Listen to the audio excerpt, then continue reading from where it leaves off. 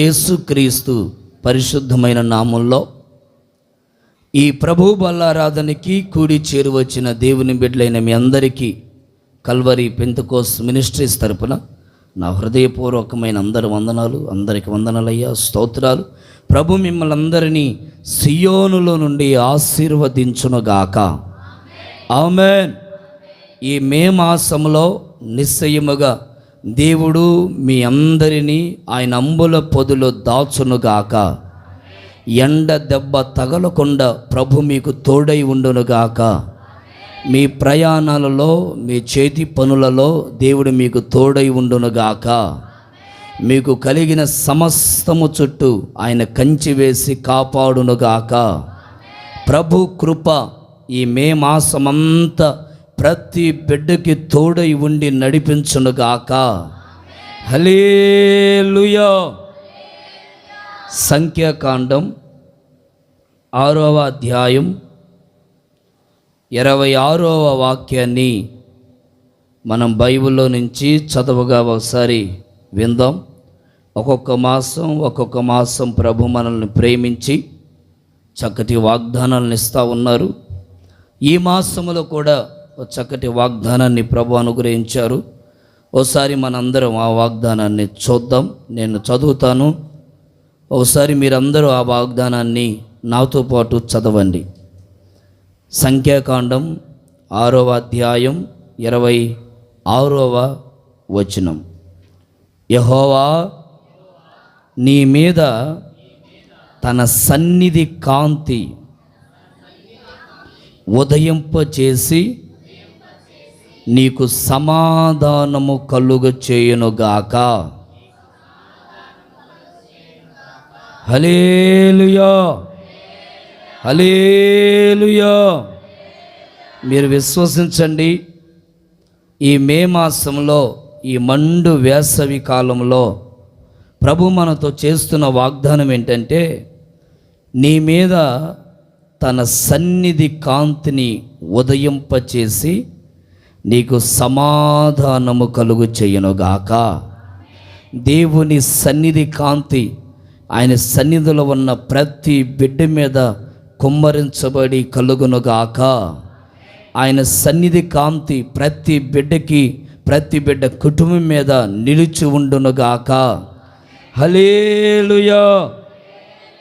చూడండి, దేవుడే స్వయముగా దైవజనుడికి చెప్పి దైవజనుడి నోట నుండి పలికిస్తున్న ఓ శుభవాగ్దానం. అక్కడున్నటువంటి ఇజ్రాయేల్ ప్రజలందరూ వాళ్ళ పరిస్థితులు, వాళ్ళ ఆలోచన విధానాలు దేవుని సన్నిధిలో ఎన్నో సందర్భాల్లో ప్రభు చెప్పారు, మీరు ప్రత్యేకించబడిన బిడ్డలుగా బ్రతకాలి, ప్రత్యేకించబడిన కుటుంబాలుగా బ్రతకాలి అని. చాలామంది జీవితంలో ప్రత్యేకించబడిన వారుగా బ్రతకడానికి పూనుకుంటున్నారు, కానీ ప్రత్యేకించబడలేక మరల లోకంలో కలిసిపోతూ ఉన్నారు. నేను ప్రత్యేకంగా బ్రతుకుతానని బాప్టిస్మాలు తీసుకుంటున్నారు. నేను ప్రత్యేకంగా బ్రతుకుతానని దేవుని సంఘ సావాసంలో వస్తున్నారు. కానీ పరిస్థితులను బట్టి మరల లోక ఆశల్లో పడిపోతూ ప్రత్యేకంగా బ్రతకలేనటువంటి దౌర్భాగ్యమైన పరిస్థితి కలుగుతూ ఉంది. ఈ 26వ అధ్యాయం ఈ 26 వచనాల్లో తెలియపరుస్తున్న మాటలన్నీ అవే. కొన్ని సందర్భాలను బట్టి వాళ్ళు నాజీరు చేయబడతాం, మేము నాజీరు చేయబడి మేము బాగుంటామని. మొదటి వచనం, 2వ వచనంలో మనం చూస్తే, నీవు ఇజ్రాయేలుతో ఇట్లా అనుము, పురుషుడే కానీ స్త్రీయే కానీ యెహోవాకు నాజీరగుటకు, అంటే కింద ఫుట్ నోట్లో రాయబడింది ప్రత్యేకముగా బ్రతకడానికి. ఎవరైనాను మ్రొక్కుకొని తన్ను తాను ప్రత్యేకించుకొనిన ఎడల వాడు ద్రాక్షరసము మద్యము మానాలా.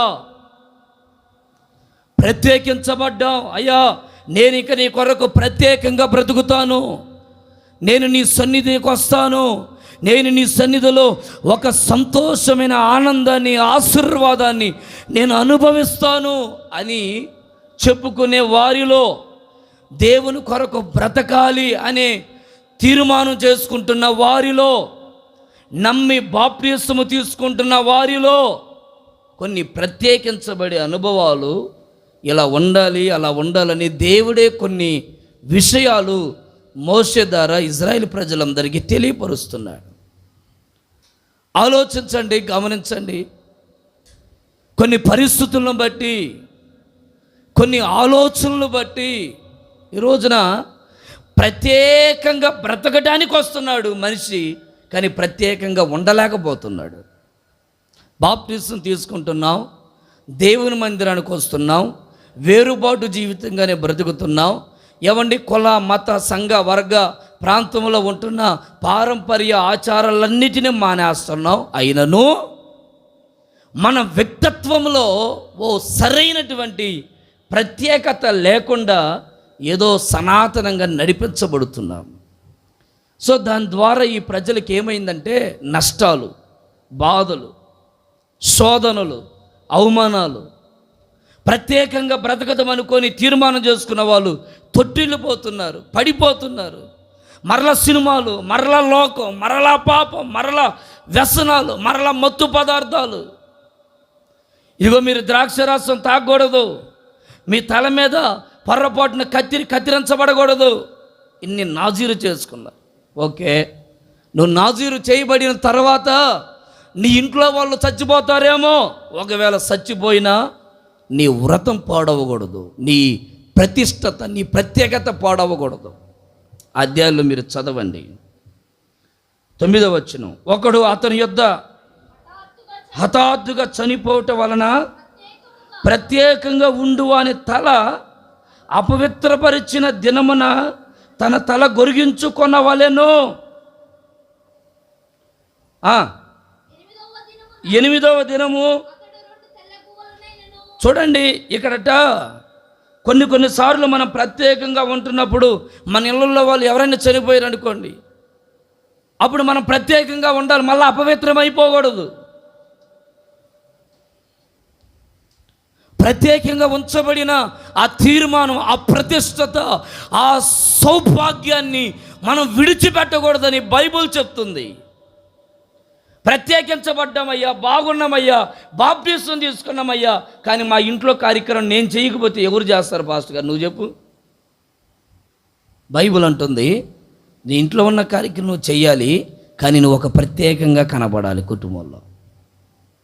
అపవిత్రత నీ మీద ఏలుబడి చేయకుండా నీవు దేవుని సన్నిధిలో 7వ దినమున ఒక పరిశుద్ధపరుచుకొని, పవిత్రపరుచుకొని, నీ జీవితాన్ని శుద్ధి చేసుకొని బలిపీఠం దగ్గరికి పావురాన్ని, గువ్వను తీసుకుని వచ్చి బలర్పించాలి. అంటే ఇప్పుడు క్రొత్త నిబంధనకు వచ్చేసరికి నువ్వు దేవుని సన్నిధిలో పరిశుద్ధపరుచుకొని, ప్రార్థన చేసుకొని, దేవుని సన్నిధిలో నిన్ను ఒక తీర్మానంతో ప్రతిష్ఠించుకోవాలి. నన్ను క్షమించు, నన్ను పరిశుద్ధపరచు అని.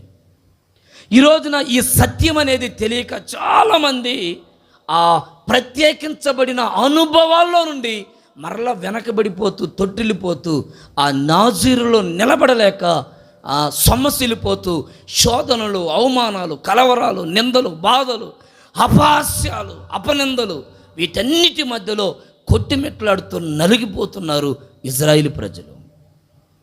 400 సంవత్సరాలు కఠినమైనటువంటి కఠోరమైన లోకంలో ఐగుప్తులో ఉంటున్న ఫరో సామ్రాజ్యం దగ్గర ఎంతో కఠినంగా బ్రతికారు. కనికరం లేని ఆ వ్యక్తి ఎంత కఠినంగా ప్రవర్తించినా అంత కఠినంగా ఐగుప్తు దేశంలో నడిపించబడ్డారు. ఆ దేశం నుంచి దేవుడు పాలు తేనెలు ప్రవహించి దేశానికి తీసుకొని వస్తున్నాడు.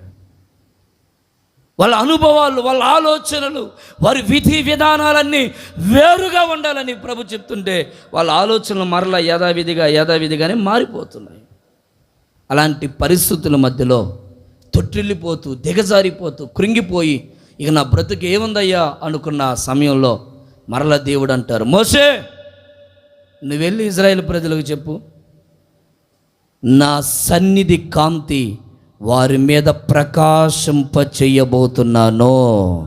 గట్టిగా చప్పలు కొట్టండి. హల్లెలూయా. నా సన్నిధి కాంతిని వారి మీద నేను ప్రకాశింప చేయబోతున్నాను.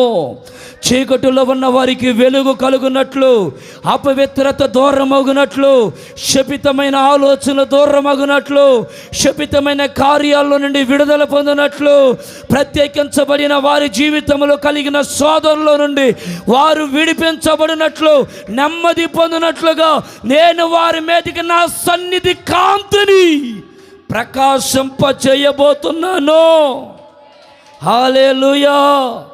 సన్నిధి కాంతిని ప్రకాశింప చేయడమే కాదట, ఆయన అంటున్నారు, ఈ సమస్యల మధ్యలో, శోధనల మధ్యలో, అవమానాల మధ్యలో సతికిలపడి సంతోష సమాధానం లేకుండా గలిబిలైపోయావే, నీ జీవితం అంతటిని దేవుడు ఈ మాసంలో సమాధానకరమైన కుటుంబాలుగా మార్చునుగాక. ఆమేన్. బైబిల్లో మనం చూసుకుంటూ వస్తే, బైబిల్లో తన సన్నిధి కాంతి అంటే యేసయ్య ముఖకాంతి అని రాయబడింది. యేసయ్య ముఖకాంతి. యేసయ్య ముఖకాంతిలో నుండి ఒక ప్రకాశమానమైనటువంటి ఒక వెలుగు నీ మీద ఈ మాసంలో పడునుగాక. నీ మీద నిన్ను ఉదయింపచేయునుగాక. నీ మీద అది ప్రకాశించునుగాక.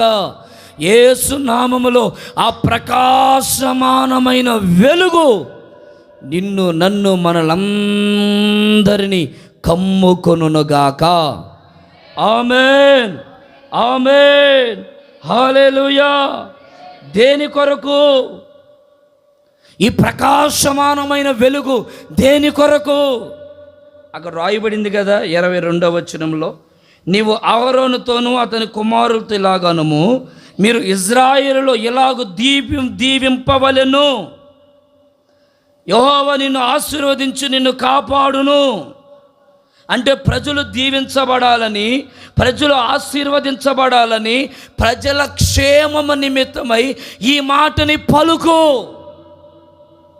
ఉదయాన్నే మనం లేచినప్పుడు మనం ఏం చెప్పుకుంటాం? ప్రైజ్ ద లార్డ్, వందనాలు, ప్రైజ్ ద లార్డ్ అని చెప్పుకుంటాం.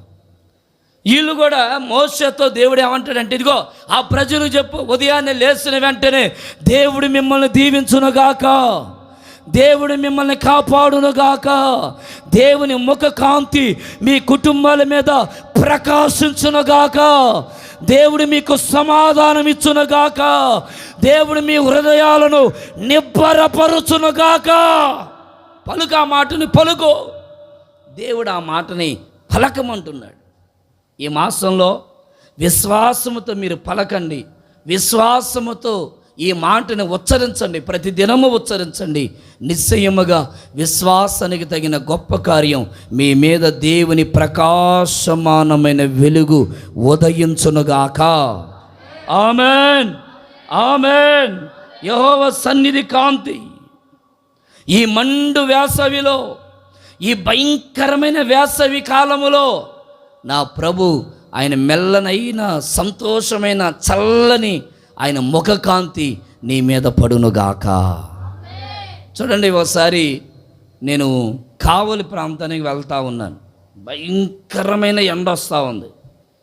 నేను ఇంకో పాస్టర్ గారు ఇద్దరం వెళ్తూ ఉన్నాం. దాహం అయ్యి ఒక చోట ఆ బండి ఆపుకొని నీళ్లు తాగుతూ ఉన్నాం. అంతలోకి ఒక లారీ అంతను వచ్చి మా బండి దగ్గర ఆగింది. ఆగితే కాసేపు ఆగిన వెంటనే అక్కడ నుంచుంటే ఎలా ఉందంటే చల్లగా ఉంది. ఎందుకంటే ఆ లారీ మీద ఉన్న నీడ మా మీద పడి ఉంది. అదంతా నీడ ఉంది. ఆ నీళ్ళలో ఇక ఎల్లబుద్ధి కావట్లేదు మాకు ఎండలోకి.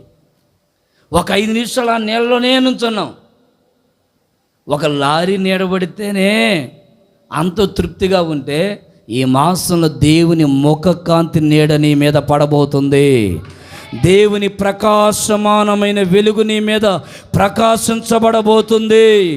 దేవుని నీడ నీ మీద పడబోతుంది. ఈ మాసములో దేవుని ముఖ కాంతి నీ మీద ఉదయించబోతుంది యేసు నామములో. హల్లెలూయా, హల్లెలూయా. దాంట్లో ఉన్న ఆనందం వేరు. ఈ వేసవి కాలంలో, ఈ మండుటెండలో ఆయన నీకు పగల మేఘస్తంభముగా ఉండబోతున్నాడు. రాత్రి అగ్ని స్తంభముగా ఉండబోతున్నాడు. ఆయన నిన్ను నడిపించే ఒక రథసారథిగా ఉండబోతున్నాడు. బైబిల్లో రాయబడింది, మోషే ఇదిగో నేను నీతో పాటు రాలేకపోతున్నాను, కానీ నా సన్నిధిని నీతో పాటు పంపిస్తున్నాను. ఆయన సన్నిధి, ఆ సన్నిధిలో ఉన్న ప్రకాశమానమైన వెలుగు ఈ మాసంలో నీకు మనందరికీ తోడై ఉండును గాక. ఆమేన్. పగలేమో మేఘస్తంభం అట, రాత్రేమో అగ్నిస్తంభం. ఇజ్రాయేల్ ప్రజలకి అసలు ఎండ లేదు, వాన లేదు. అయ్యో చీకటైపోయిందే, మనకేం కనబడట్లేదే, బాధ లేదు. అమ్మో పగలు వచ్చేసింది, ఇంత భయంకరమైన ఎండలో మనం ఎట్టబోవాలనే ఆ బాధ లేదు. దేవుడు వారికి ఒక నీడగా, ఒక తోడుగా, ఒక ఆశ్రయ దుర్గముగా వారిని ఎలా కాపాడారో ఈ మాసంలో ఈ కల్వరి పెంతెకోస్తు మినిస్ట్రీలో ఉన్న ప్రతి కుటుంబాల్లో ఉంటున్న ప్రతి బిడ్డలను దేవుడు ఆ విధంగా నడిపించి కాపాడునుగాక. పగలు మేఘ స్తంభముగా ఆయన నీకు తోడుగా వచ్చునుగాక. రాత్రి అగ్ని స్తంభముగా ఆయన నీకు తోడుగా వచ్చునుగాక. హల్లెలూయా. క్లుప్తంగా ఒక 2-3 విషయాలు చెప్తాను. తన సన్నిధి ముఖకాంతి నీ మీద ప్రకాశింప చేయడం ద్వారా కలిగే ఒక ఆశీర్వాదాలు ఏంటో, మేలేంటో బైబిల్లో నుంచి చదువుదాం. దావీదు రాసిన కీర్తన 4వ అధ్యాయం 6వ వచనాన్ని 7వ వచనాన్ని ఒకసారి మనం చదువుదాం. నాకు మేలు చూపువాడు ఎవడు అని పలుకువారు అనేకులు. యెహోవా నీ సన్నిధి కాంతి మా మీద ప్రకాశింపచేయము. అప్పుడు వారి ధాన్య ద్రాక్ష రసములు విస్తరించిన నాటి కంటే అధికమైన సంతోషము నీవు నా హృదయములో పుట్టించితివి. హల్లెలూయా. చూడండి, దేవుని సన్నిధి ఆ కాంతి నీ మీద ప్రకాశింపచేస్తే నీ వ్యక్తిత్వం, నీ జీవితం, నీ కుటుంబం ఎలాగుంటుందంటే బైబిల్ చెప్తుంది. దావీదట ఒకప్పుడు ఏ మేలు లేనివాడుగా ఉన్నాడట. ఏ మేలు లేనివాడిగా, మేలులు అనుభవించని వాడిగా నడిపించబడుతున్నాడు. మేలులే లేవు. అక్కడున్న వాళ్ళందరూ అంటారు, రే ఏం బాబు, అసలు నీకు మేలు చేసే వాళ్ళు ఎవరున్నారా? నీ పక్క నిలబడే వాళ్ళు ఎవరున్నారా బాబు? నీకు కష్టం వచ్చినప్పుడు, దుఃఖం వచ్చినప్పుడు, వేదన వచ్చినప్పుడు, నష్టం వచ్చినప్పుడు నీ పక్కన నిలిచే నాదుడు ఎవరున్నారు అని రకరకాలుగా మేలు చేసే వాళ్ళు ఎవరున్నారా నీకని దావీదుని ఎంగింగా ఎగతాళి చేస్తూ ఉన్నారు. ఇంకెప్పుడు కలుగుద్ది నీకు మేలు? ఇంకే సంవత్సరం కలుగుద్ది? ఇంకే రోజు కలుగుద్ది నీకు మేలు? ఇంకెప్పుడు సంతోషంతో నీ దినములను వెలబుచ్చుతావు అని రకరకాలుగా ఆయన్ని అవమానపరుస్తుంటే దావీదు ఎక్కిబెట్టి ఏడుస్తున్నాడట. అయ్యా, అందరూ నన్ను ఎగతాళి చేస్తున్నారయ్యా. ఏమని దావీదు? నీకు మేలు చేసేవాళ్ళు ఎవరున్నారా బాబు? నీకు అసలు మేలు జరుగుద్దా అని అనేక మంది పలుకుతున్నారయ్యా, అనేక మంది నోటితో మాట్లాడుతున్నారయ్యా. ఒక్కొక్కసారి నా జీవితంలో కలుగుతున్నటువంటి ఈ సంతోషము కూడా నీరుగారిపోతూ ఉంది. నీకు సంతోషం కలగదు, నీకు మేలు కలగదు, నీకు ఆశీర్వాదం రాదు. నీ కుటుంబంలో నీవు సుఖముగా, సౌఖ్యముగా, ఆశీర్వాదకరంగా, ఆహ్లాదకరంగా నీవు బ్రతకలేవు. బ్రతకాలనుకుంటావు కానీ నీ జీవితంలో నీ దౌర్భాగ్యం, నీ జీవితం అంతా ఇంతే అన్నట్లుగా రకరకాలుగా దావీదుని మేలు చేయకపోగా నీకు మేలు చేసేవాడు ఎవడు అని అపహాస్యాల మధ్యలో నిందిస్తూ బాధిస్తూ ఉన్నారు. వారి మధ్యలో ఉన్నటువంటి దావీదు కృంగిపోతూ దేవుణ్ణి కూడా ప్రశ్నిస్తున్నాడు, అయ్యా నాకు మేలు చేసేవాళ్ళు ఎవరున్నారయ్యా? బైబిల్ రాయబడింది. ఇలాంటి ప్రశ్నల మధ్యలో సంతోషం, ఆనందం, ఏమండి ఇదంతా దూరమైపోయింది దావీదుకి. ఎన్నో కీర్తనలు రాశాడు, ఎంతో భక్తి బతికాడు. కానీ ఆ దావీదే నాకు ఏ మేలు జరిగిందయ్యా, నాకు మేలు చేసే వాళ్ళు ఎవరున్నారయ్యా అని కీర్తన రాస్తూ ఉన్నాడు. అప్పుడు కింద 6వ వచనం తర్వాత 7వ వచనంలో వెంటనే జవాబు వచ్చింది. వెంటనే వారి ధాన్య ద్రాక్షరసములు విస్తరించిన నాటి సంతోషము కంటే అధికమైన సంతోషము నీవు నా హృదయములో పుట్టించితివి. అంటే దేవుడు చేసేసాడు కార్యం. ఆమేన్, హల్లెలూయా. ఆ వచనం పై వచనంలో ఏమో ప్రశ్న, 2వ వచనంలో ఏమో జవాబు పొందుకున్నాడు. ఈ రోజున నీ జీవితంలో అనేకమైన ప్రశ్నలు ఉన్నాయా? అనేకమైన నీ కుటుంబం గురించి, నీ వ్యక్తిగత జీవితం గురించి, లేకపోతే నీ పిల్లల గురించి, లేకపోతే నీ యజమానుల గురించి, కానీ నీ కుటుంబం గురించి నీ మనసులో ఎన్నెన్నో ప్రశ్నలు మెదలాడుతావన్నయ్యా. ఈ ప్రశ్నలకి నా దగ్గర జవాబులు లేవే. ఈ ప్రశ్నలకి ఏమైనా జవాబు ఉందా, నువ్వు చెప్తావా అని ఎంతోమంది, అమ్మ దేవుడు నీకు మేలు చేస్తాలే అంటే ఆ మేలు చేసే తర్వాత సంగతి, కానీ ముందు ఈ ప్రశ్నకి జవాబు చెప్పు అని ఎన్నో ప్రశ్నలు నీ మనసులో ఉన్నాయా? ప్రభు అంటారు, నీ ప్రశ్నలన్నిటికీ ముగింపు ఏంటో చెప్పనా? దావీదు అంటారు, అయ్యా ఒకప్పుడు సంతోషము కంటే అధికమైన సంతోషం నా హృదయములో పుట్టించావు. స్తోత్రం చెప్పండి. అధికమైన సంతోషం, అధికమైన సంతోషం. ఒకప్పుడు సంతోషం కాదు, ఒకప్పుడులో ఉన్న దుఃఖం కాదు, ఒకప్పుడు ఏదో క్షణికమైన ఏదో చుట్టం చూపుగా వచ్చిపోయే సంతోషం కాదు, ఏదో ఎవరి దగ్గర బాడుగా అప్పు తీసుకునే ఏమండి అట్లా ఇచ్చి అటు పోయే సంతోషం కాదు. ఒక స్థిరమైన సంతోషం దేవుడు దావీదు జీవితంలో కలుగు చేయడానికి కారణం ఏంటో తెలుసా? దావీదు మీద దేవుని ముఖ కాంతిని ప్రకాశింపజేశాడు. ఆ ముఖ కాంతి ఆయన మీద ఎప్పుడైతే ప్రకాశించబడిందో అధికమైన సంతోషమైన హృదయంలో కలిగింది. స్తోత్రం చెప్పండి.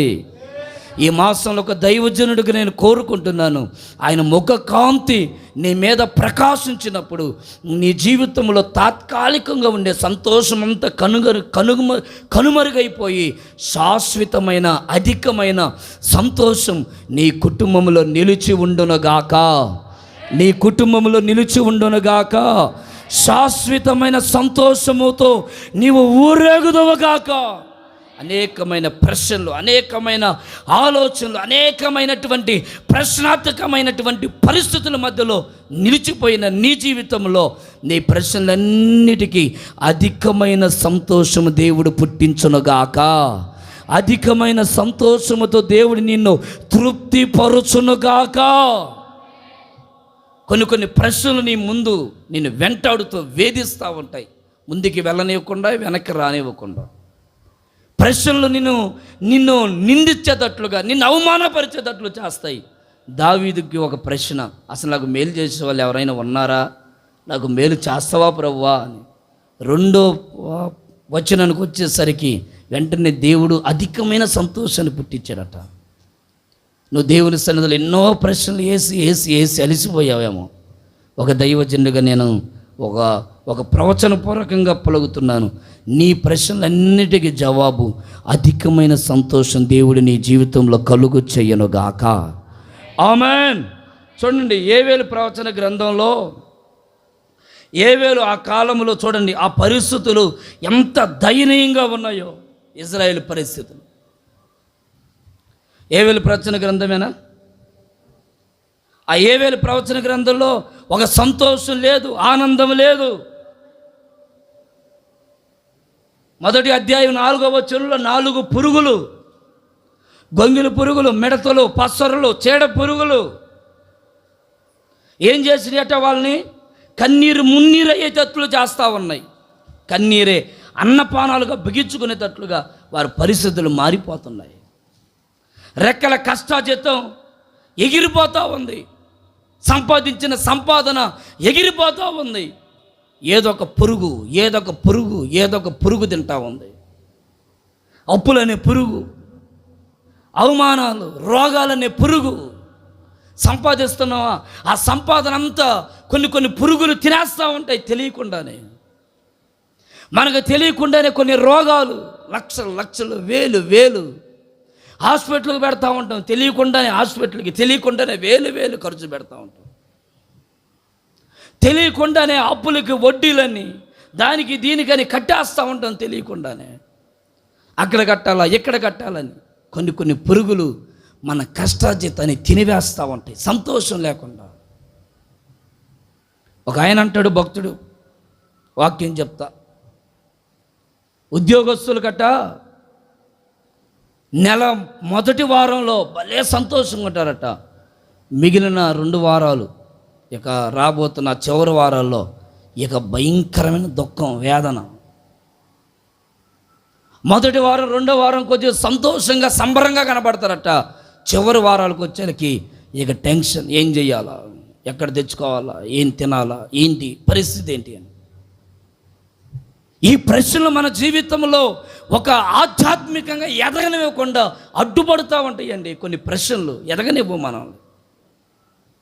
రకరకాల ఆలోచనలు, రకరకాల తలంపులు, రకరకాల ప్రశ్నలు. ప్రతి ప్రశ్నకు మనం జవాబు చెప్పలేం కదా. కొంతమంది అడ్డదిట్టంగా ఎత్తా అంటారు ప్రశ్నలు, వాటికి మనం సమాధానం చెప్పలేం కదా. అయ్యా దేవుణ్ణి నేను ఇంత ప్రార్థన చేస్తున్నా, ఎంత భక్తి చేస్తున్నాను, మరి నాకెందుకు ఇట్లా జరిగింది, నాకెందుకు ఈ పురుగు వచ్చి ఈ పంటను తినేసింది, ఈ ద్రాక్ష రసాన్ని, ఈ శ్రేష్టమైన ఆశీర్వాదం అంతా ఎందుకు తీసుకోబోయారు, ఎందుకు ఇంత అవమానం కలిగిందంటే కొన్ని పురుగులు మనకు తెలియకుండా మన మీద పెత్తనం చేస్తూ ఉంటాయి, ఏలుబడి చేస్తాయి. తెలియకుండానే నష్టాలు, కష్టాలు, వేదనలు, అవమానాలు. 2వ అధ్యాయం 17వ వచనం చదవండి. యాజకులు మధ్య నిలబడి కన్నీరు విడుచుచు, యెహోవా నీ జనుల ఎదుట జాలి చేసుకుని అన్యజనులు వారి మీద ప్రభుత్వం చేయునట్లు వారిని అవమానమును కప్పగింపకుము. అన్యజనులు వారి దేవుడు ఏమాయను ఎక్కిరిస్తారయ్యా, అవమానపరుస్తారయ్యా. వీరు బలిపీఠం దగ్గరికి వచ్చి ప్రార్థన చేస్తున్నారు యాజకులు. అయ్యా ఇదిగో ఈ ప్రజల మీద నీ కనికరం, నీ దయ ఈ ప్రజల మీదకి రానివ్వు, లేకపోతే అన్యజనులు విన్ని ఏళన చేస్తారు. ఏమయ్యాడమ్మా మీ దేవుడు? ఇంతకాలం దేవుడు దేవుడు దేవుడు అన్నావు కదా, ఏమాయని మీ దేవుడు అని ఎక్కిరిస్తారయ్యా, ఎగతాళి చేస్తారయ్యా, అవమానపరుస్తారయ్యా. వీరికి అవమానం రానివ్వు మాకయ్యా, వీరికి నింద రానివ్వు మాకయ్యా, వీరికి కన్నీళ్ళు రానివ్వు మాకయ్యా, వీరికి కష్టము రానివ్వు మాకయ్యా, వీరికి శోధన రానివ్వు మాకయ్యా, వీరికి పరిస్థితిని తీసివేయని వారు ప్రార్థన చేస్తేనట. దేవుడు వారి ప్రార్థన ఆలకించి అధికమైన సంతోషాన్ని దేవుడు ప్రజలకు అనుగ్రహించారు. చప్పలు కొట్టండి గట్టిగా, హల్లెలూయా హల్లెలూయా. చూడండి 21వ వచనం, దేశమా భయపడక సంతోషించి గంతులు వేయుము, యెహోవా నీ కొరకు గొప్ప కార్యములు చేసెను. దేవుడు అధికమైన కార్యములు చేస్తాడు నీ జీవితంలో. దేవుడు అధికమైన సంతోషం ఇస్తాడు నీ జీవితంలో. నువ్వు కోల్పోయిన వాటిని మరల నువ్వు పొందుకోగలవు. నువ్వు దేనిని పోగొట్టుకున్నావో దేవుడు మరల దానిని చేతించుకునేటట్లుగా దేవుడు అది నీకు అనుగ్రహించునుగాక. ఆయన నీకు అనుగ్రహిస్తాడు. నువ్వు పోగొట్టుకున్న నీ ప్రశ్నలకి జవాబును దేవుడు ఖచ్చితంగా ఇస్తాడు. ఎన్నో దుఃఖం, వేదన, అవమానాలు, ప్రశ్నలతో నీ జీవితం నింపబడిపోయిందా? ప్రశ్నలతో నీ కుటుంబం ముందుకెళ్తుందా? రోజు ప్రశ్నించుకుంటూనే బ్రతుకుతున్నావా?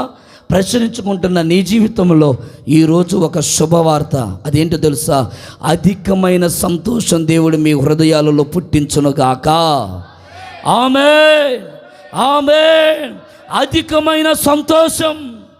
అందుకే భక్తులు మంచిగా పాడతారు, సంతోషం, ఆనందం అని. సంతోషమే, గట్టిగా చప్పలు కొట్టండి గట్టిగా. చెప్పనా సౌఖ్యమైన సంతోషం, చెప్పనా సౌఖ్యమైన సంతోషం, ఈ సంతోషము నీకు కావలెనా, ఈ సంతోషము నీకు కావలెనా, ఈ సంతోషము నీకు కావలెనా, ఈ సంతోషము నీకు కావలెనా, చెప్పనా సౌఖ్యమైన సంతోషం. చప్పలు కొట్టలేదు అసలుకి, గట్టి కొట్టి హుషారు కొట్టు, సౌండ్ వచ్చేటట్టు కొట్టండి చప్పట్లు. చెప్పనా అక్క చప్పలు కొట్టండి అన్న, గట్టి కొట్టు, శ్రీనన్న గట్టి కొట్టాల. చెప్పనా సౌఖ్యమైన సంతోషం, చెప్పనా సౌఖ్యమైన సంతోషం, ఈ సంతోషము నీకు కావలెనా, ఈ సంతోషము నీకు కావలెనా, చెప్పనా సౌఖ్యమైన సంతోషం, చెప్పనా సౌఖ్యమైన. హల్లెలూయా. ఈ సంతోషం మన జీవితాలలో స్థిరపడాలి. అదే బైబిల్ చెప్తుంది. ఆయన ప్రకాశింపచేసి అధికమైన సంతోషం నీ జీవితంలో కలుగు చేయనుగాక. రెండవ మాట చదువుదాం. సమూయేలుకు రాసిన 2వ గ్రంథం 22వ అధ్యాయం 13వ వాక్యాన్ని ఒకసారి మనం చదువుదామా బిగ్గరగా. ఆయన సన్నిధి కాంతిలో నుండి నిప్పు కణములు ఏం పుట్టినట? గట్టిగా చెప్పండమ్మా. ఆయన సన్నిధి కాంతిలో నుండి ఏం పుడతాయట? నిప్పు కణములు పుడతాయట. స్తోత్రం. నిప్పు కణములంటే మరొక బైబిల్ వచనంలో తర్జుమాలో ఏం రాయబడిందంటే, నిప్పు కణములంటే మెరుపు పుడతట. మెరుపు. Amen, amen. దేవుని సన్నిధి కాంతి ప్రకాశించబడితే నీ మీద ఒక మెరుపు పుడుతుంది ఈ మాసంలో. ఆమెన్. మెరుపుకి శత్రువులు పారిపోతారు. మెరుపు దగ్గర శత్రువులు ఉండరు. నిప్పు కణముల దగ్గర శత్రువులు ఉండరు. అపవాదైన సాతానుని ఎదుట నిలబడడు. ఈ ప్రజలు వీరి జీవితంలో ఎన్ని శోధనలు, ఎన్ని అవమానాలు, ఎన్ని శత్రుబాధలు దావీదు వర్ణిస్తాడు. ఆయన జీవితంలో, ఆ జీవించిన జీవితంలో ఎక్కువ కాలం బాధలే అనుభవించాడు. సంతోషం ఎక్కడ అనుభవించాడు? జీవించిన కాలంలో ఎప్పుడు దుఃఖమే, ఎప్పుడు ఏదో ఒక సమస్య, ఎప్పుడు ఏదో ఒక దాంకోవడమే, తరమబడమే, ఏదో ఒక శత్రువే. ప్రతి మనిషికి శత్రువు లేకుండా ఎవరూ లేరు. ప్రతి ఒక్కరికి ఎవరో ఒకరికి శత్రువే. నీ ఇంట్లో నీ భర్త నీకు శత్రువు, నీ భార్య నీకు శత్రువు, నీ పిల్లలు నీకు శత్రువు, పిల్లలకి తల్లిదండ్రులు శత్రువు. ఒకరికి ఒకరు ఏదో ఒక పరిస్థితుల్లో ఎవరో ఒకరు శత్రుత్వాలు కుటుంబాల్లో రోజులు గడుస్తున్న, దినాలు దొరుకుతున్న, సంవత్సరాలు జరుగుతున్న ఆ శత్రుత్వాలు మాత్రం మానలేం. దావీదు జీవితంలో మొదటి అధ్యాయంలో యెహోవా తన్ను సౌలు చేతుల నుండి, తన శత్రువులందరి చేతుల నుండి తప్పించిన దినమున దావీదు ఒక గీత వాక్యమును చెప్పి యెహోవాకు స్తోత్రం చేశాడట. ఈ అధ్యాయము ఒక కీర్తన. అది ఏం కీర్తన తెలుసా? శత్రువుల నుండి దేవుడు నన్ను విడిపించాడు. ఎంతో దూరం తరమబడి ఆయన జీవితంలో సగం ఆ స్ట్రగుల్స్ అని ఇవే. శత్రువుల ద్వారా తరమబడడం. కుటుంబంలో గడిచింది ఒక 100 సంవత్సరాలు బతికితే ఆ 100 సంవత్సరాల్లో 70 సంవత్సరాలు శ్రమలే. కొందరు జీవితాన్ని మీరు ఆలోచించండి. బ్రతుకున్న రోజు నుంచి ఈ రోజు వరకు సుఖము, సంతోషం అనేది చాలా అరుదు, చాలా తక్కువ. అయ్యా, ఎప్పుడు ఏదో ఒక దుఃఖమే, ఏదో ఒక వేదన, ఏదో ఒక రోగం, ఏదో ఒక సమస్య, ఏదో ఒక పోరాటం, ఏదో ఒక నలిగిపోయే తత్వం.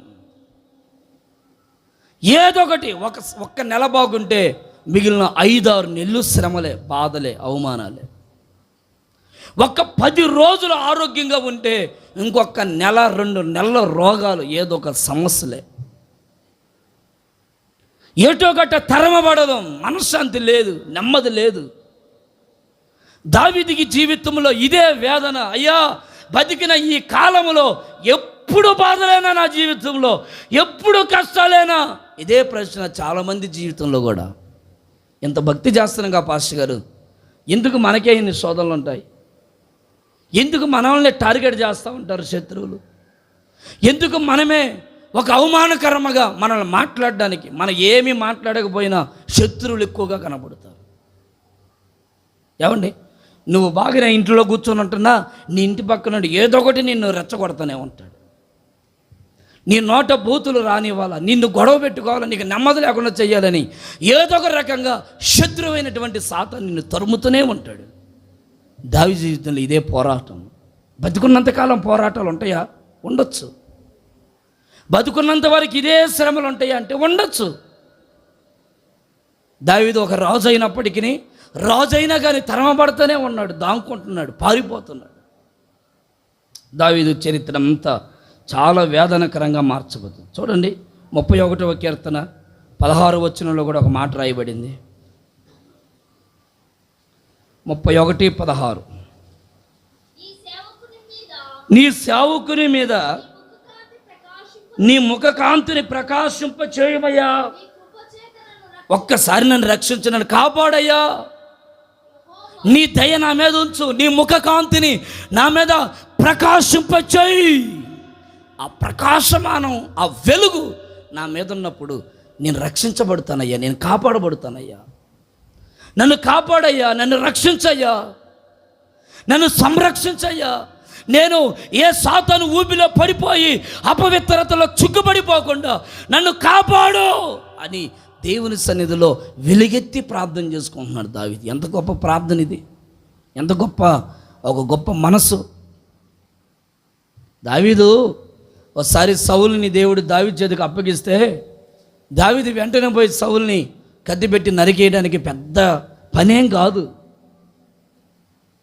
ఏమండి, వెంటనే అది పెద్ద పనేం కాదు. వెంటనే దొరికాడు, ఆంతని కత్తితో పొడి చేస్తే చచ్చిపోయేవాడు సౌలు. కానీ సౌలుని దేవుడు దావీదు అలా చేయలే. దావీదు ఏం చేశాడంటే సౌలు చిన్న వస్త్రపు చెంగుని ఒక చిన్నది కట్ చేసి ఇక బయటకు వచ్చి, నాయనా సౌలా అని ఒక వర్తమానం సౌలుకు చెప్తుంటే, చెప్పు, ఇదిగో నిన్ను చంపాలంటే నాకు పెద్ద పనేం కాదు, కానీ నేను శత్రువు, నువ్వు నన్ను వెంటాడుతున్నావు. ఎందుకు వెంటాడుతున్నావు నాకు తెలియదు, కారణం లేదు, జవాబు లేదు. ఎందుకు అసలు నువ్వు నన్ను తరుగుతున్నావు? ఎందుకు? నీకు నాకేమైనా పక్షపాతం ఉందా? నీ కూతురు నాకు ఇచ్చి పెళ్లి చేసావు, నువ్వు నాకు మామే తరుగుతావు ఉంటే ఏంటి పరిస్థితి? ఏంటి మన ఇద్దరికి వచ్చిన సమస్య ఏంటి? అసలు ఆలోచన చేయి, ఒకసారి థింక్ చేయి. అసలు నా మీద నీ మీద అసలు మన ఇద్దరికి ఎందుకు వచ్చింది ఈ ఎడబాటు, ఈ బాధ, ఈ కష్టం? అసలు ఎందుకు వస్తుంది ఈ కోపతాపం? ఆలోచన చేయి. దావీదు అంటే సౌలు ఆలోచిస్తున్నాడు. మీరు చదవండి మొదటి అధ్యాయంలో, మొదటి గ్రంథంలో 24వ అధ్యాయం.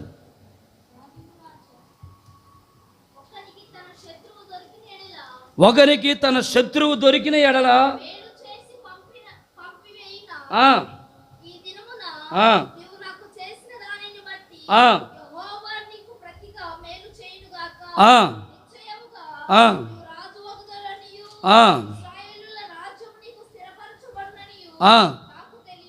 చూడండి, దావీదు అంటారు, అయ్యా నేను చంపాలంటే అది పెద్ద పనేం కాదయ్యా, కానీ నేను చంపను. దేని కొరకు? నేను ఏమి చేయను. దేని కొరకు అంటే నువ్వు దేవుని బిడ్డవని నాకు తెలుసు, నువ్వు అభిషేకించబడ్డావు, నువ్వు నన్ను ఎంత తరిమినా పర్వాలేదు, మరలా నీ మీద రివెంజ్ నేను తీసుకోను. కొంతమంది ఎవరైనా కీడు చేశారనుకోండి, వెంటనే వాళ్ళ మీద మళ్ళీ రివెంజ్ తీసుకుంటూ ఉంటారు. కానీ దావీదు ఏమంటారంటే, లేదయ్యా, అసలు మన ఇద్దరికి గొడవలు ఎందుకు వస్తున్నాయి? అసలు నన్ను నువ్వు ఎందుకు ఇంత బాధ పెడుతున్నావు? నేను నీకు చేసిన ద్రోహం ఏంటో ఒకసారి ఆలోచన చేయి. కొంతమంది కారణాలు ఏమి ఉండవు, కానీ ఒకరంటే పలుకోరు, సమాధానంగా ఉండరు, ఈర్ష్యలు ఉంటాయి, కోపాలు ఉంటాయి, ద్వేషాలు ఉంటాయి, కడుపులో కుళ్ళు కుతంత్రాలు ఉంటాయి. సంతోషంగా ఎవరినైనా హృదయపూర్వకంగా ప్రైజ్ ది లార్డ్ అక్క, ప్రైజ్ ది లార్డ్ అన్న అని పలకరించుకోలేరు. కడుపులో ఏదో తీరని లోటు ఉంటుంది, ఏదో తీరని బాధ ఉంటుంది. పైకి బాగానే ఉన్నట్లుగా ఉంటారు, మామూలుగా వందనాలు చెప్పుకుంటారు, కానీ హృదయపూర్వకంగా పలకరించుకోలేరు. వీడేంట్రా ఎదుగుతున్నాడు, ఈ అమ్మాయి ఏంద్రో ఎదుగుతుంది, ఈ మనిషే పాటలు పాడుతుంది, ఈ మనిషే మంచిగా పాటలు పాడుతున్నాడు, ఈ మనిషే బాగా సహకారం ఉన్నాడు, నేనేంటి ఇలా ఉన్నా, అబ్బే ఆ మనిషే బాగా అన్నిట్లో ఉంటున్నాడు, ఆ మనిషితో మనం ఉండడం ఏంది అని కొన్ని తెలియదు. అసలు దేనికి నువ్వు ముఖ వేగదాలుగా ఉంటున్నావో అసలు కదా నీకు తెలుస్తుందా? తెలియదు. దావీదు అదే అంటారు, సౌలా ఒక్కసారి థింక్ చేయి, ఆలోచించు. అసలు నన్ను ఎందుకు చంపాలనుకుంటున్నావు? నీ ఆలోచన ఏంటి? ఈర్ష్య. ఇంకంతకంటే ఏముందండి దావీదు మీద? అదే కాదా ఈర్ష్య కాదా? ఏందండి చెప్పరు? ఇక అదేగా దావీదు మీద చంపాలనే ఆ ఒక్క తప్పు తప్ప ఇక దావీదు మీద ఏ నెపాన్ని మోపగలడు సౌలు? ఏమన్నా తప్పు చేశాడా? ఎవరినైనా నిందించాడా? వాళ్ళ కుమార్తెను ఏమన్నా పెళ్లి చేసుకుని వదిలేశాడా? లేకపోతే వాళ్ళ మామని ఏమన్నా అగౌరవపరిచాడా? ఏమీ లేదు కదా. మరి ఎందుకు వెంటాడుతున్నాడు? ఈర్ష్య. నన్ను జయగొట్టే వాళ్ళు నాకంటే ఎక్కువ నిన్ను జయగొట్టారేంట్రా? ఈర్ష్య. కొన్నిసార్లు ఎవరైనా బాగా ఎదిగితే ఎదగని వాళ్ళు ఉంటారు చూసారా, వాళ్ళని చూసి ఈర్ష్యపడుతూ ఉంటాం. ఎవరైనా బాగా భక్తిగా ప్రార్థన చేసుకుంటున్నారనుకోండి, ప్రార్థన చేసుకుంటే భక్తిగా ఉంటున్నారనుకోండి, వాళ్ళని చూసి ఈర్ష్యపడుతూ ఉంటాం. వాళ్ళని అవమానపరచాలి, వాళ్ళని నిందించాలి, వాళ్ళని హేళన చేయాలని. చదువుకునేటప్పుడు కూడా చిన్నప్పుడు పిల్లలు కొంతమందిని బాగా గమనిస్తూ ఉంటే, ఎవరైనా బాగా చదువుకుంటున్నారనుకోండి, వాడిని టీచర్ల ముందు అవమానపరుస్తూ ఉంటారు. వాళ్ళు అల్లరి చేసేవాడని ముద్రిస్తూ ఉంటారు. వాడు పక్కన రాసుకుంటా ఉంటాడా, వాడు రాసుకునే ఆ పుస్తకం అంతా లాగేసి ఈ పక్కనోడు వీడి దగ్గర పెడతారు. టీచర్ అండి ఎందుకు లాగారు? మేడం నాకు తెలియదు, టీచర్ నాకు తెలియదు, వాడిని కొడతా ఉంటాడు టీచర్. కొన్నిసార్లు ఎందుకు చేస్తామో తెలియదు ఈ పరిస్థితులు. ఇదే పరిస్థితి ఈ రోజున కుటుంబాల్లో కూడా వచ్చింది. ఇదే సమస్యలు ఈ రోజున కుటుంబాల్లో కూడా వచ్చేసింది. ఒక కడుపుకు పుట్టిన తల్లిదండ్రులు, ఒక కడుపు పుట్టిన అక్క చెల్లెలు, ఒక కడుపుకు పుట్టిన అన్నదమ్ముళ్ళు, ఒక కడుపుకు పుట్టినటువంటి బిడ్డలే ఒకరంటే ఒకరు ఓర్చుకోలేకపోతున్నారు. ఒకరి నాశనం ఒకరు కోరుకుంటున్న రోజులు ఇవి. ఈడెప్పుడు పాడవుతాడా, ఈడెప్పుడు నాశనం అవుతాడా, ఈడేంద్ర ఎంత ఆశీర్వదించబడుతున్నాడు, ఈడేంద్ర ఎంత దీవించబడుతున్నాడని కొంతమందిని ఇక చెప్పాలి. కానీ చాలామంది, ఒకరు కాదు, ఇద్దరు కాదు, ముగ్గురు కాదు, ఎంతోమందికి అన్నలు తమ్ముళ్ళు కానీ, తమ్ముళ్ళు అన్నలు కానీ, అక్క చెల్లెలు కానీ, చెల్లెళ్ళు అక్కలు కానీ, తల్లిదండ్రులు పిల్లలకి, పిల్లలు తల్లిదండ్రులకి ఎంతోమంది చేతబడులు చేపించారు. నాశనం అవ్వాలా? తీరా చూస్తే ఎవర్రా ఇంత ద్రోహమైన కార్యం చేయడానికి కారణం ఎవరంటే ఎవడో కాదయ్యా, మీ అన్నే నీ మీద చేతబడి చేపించారు. ఇక అంతకంటే అవమానం ఏముంది? ఇంకంతకంటే బాధ ఏముంది? ఏమన్నా నిన్ను ఎప్పుడన్నా నేను నిందించానా? నేను ఎప్పుడైనా నిన్ను అసలు కొట్టానా, తిట్టానా, బూతులు మాట్లాడానా, ఎప్పుడైనా అవగౌరవపరిచానా? మరి నా మీద ఎందుకు నీకు అంత ద్వేషం? ఏం చేసా? నా కూడి నేను తింటున్నా, అన్నం నేను తింటున్నా, నా బిడ్డలు, నా కుటుంబం నాది, నేను బతుకుతున్నా కదా, మరి నా మీద ఎందుకు ఏడుస్తావు? వాడు ఈర్ష్య లాంటిది. బైబిల్లో రాయబడింది, దావీదు మీద సౌలు ఈర్ష్యపడి దావీదును చంపాలని బాధ పెడుతూ తిరుగుతూ ఎవండి వేధిస్తూ ఉన్నాడు. ఒక పక్క మామ, ఒక పక్క అబ్షాలోము కూడా దావీదుని చంపడానికి కారణం ఏంటి? దావీదు ఏదో తప్పు చేశాడని కాదు.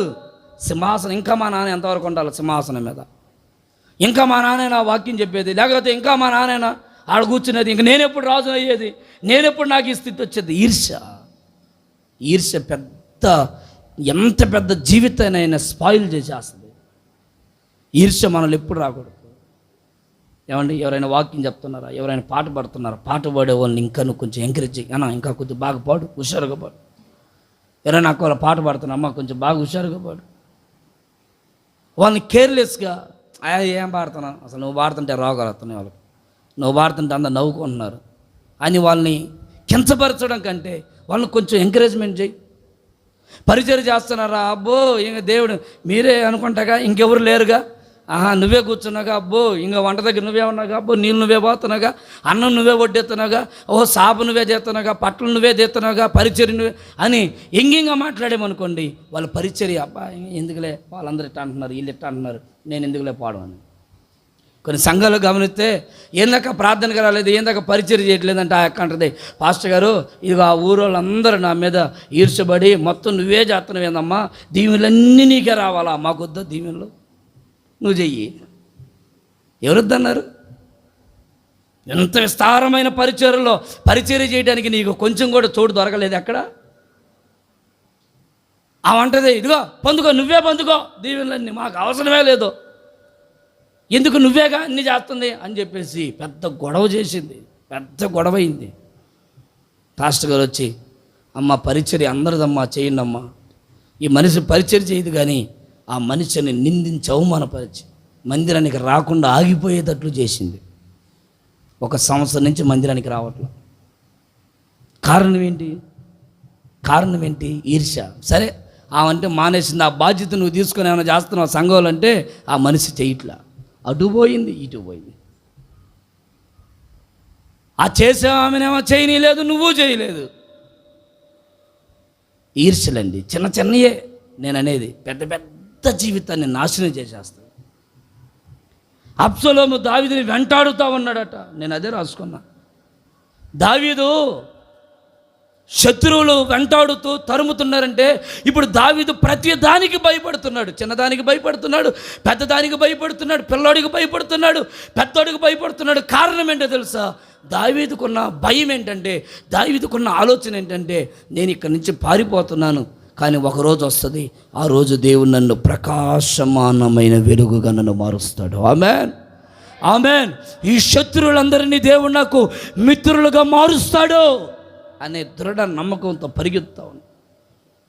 ఇప్పుడు ఏడుస్తున్నాడు దావీదు కీర్తనలో, అయ్యా నా మీద నీ ముఖకాంతిని ప్రకాశింపచేసి నన్ను కరుణించయ్యా. అందరూ నా ముందు బలవంతులుగా కనపడుతున్నారు.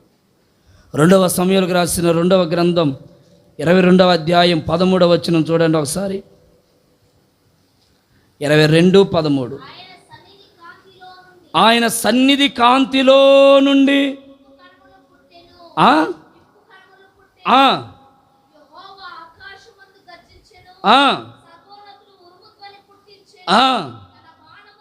తన బాణములను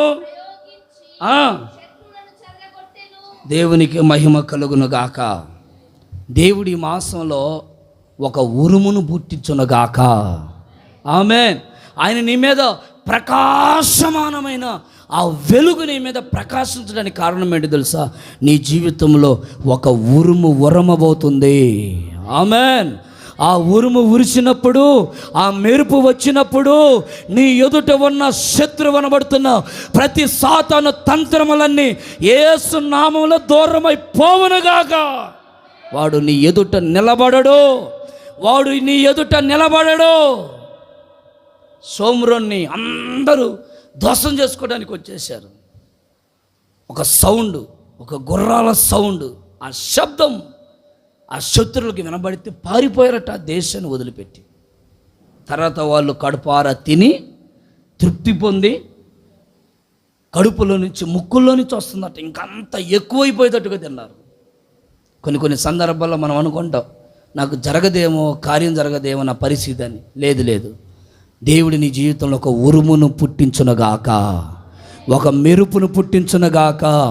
మెరుపు కలిగినప్పుడు శత్రువుని ఎదురు నుండి పారిపోవునుగాక.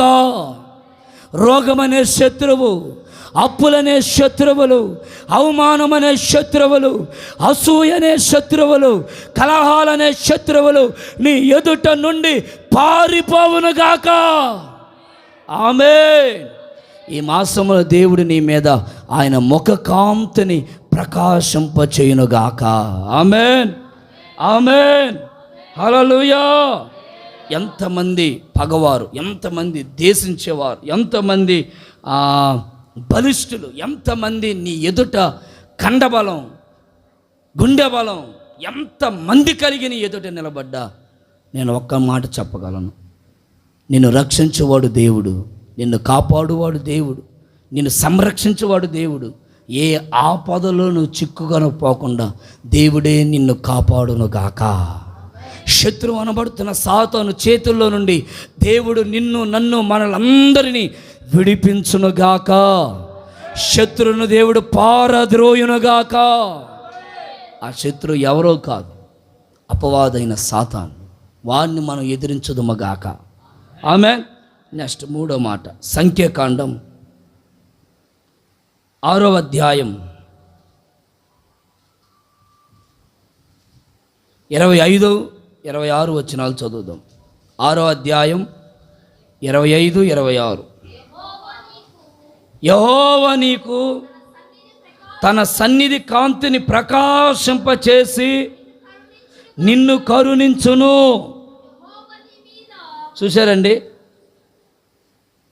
నిన్ను కరుణించడమే కాదట, నీకు సమాధానము కలుగు చేస్తాడు. ఆమేన్.